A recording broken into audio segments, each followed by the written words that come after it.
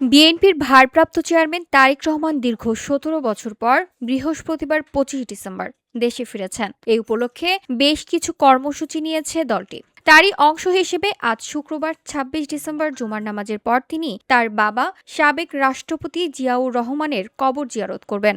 একই দিনে তিনি সাভারের জাতীয় স্মৃতিসৌধে গিয়ে মুক্তিযুদ্ধের শহীদদের প্রতি শ্রদ্ধা জানাবেন।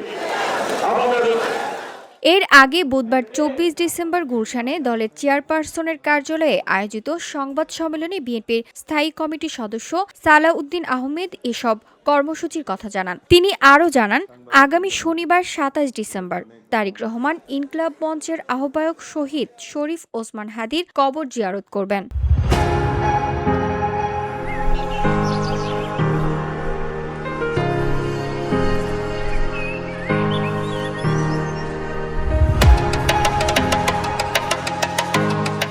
এছাড়া শনিবার তিনি ভোটার হিসেবে নিবন্ধনের কার্যক্রমে অংশ নেবেন এবং পরে জুলাই অভ্যুত্থানে আহত ব্যক্তিদের খোঁজ নিতে জাতীয় অর্থোপেডিক হাসপাতাল ও পুনর্বাসন কেন্দ্রে পঙ্গু হাসপাতাল যাবেন।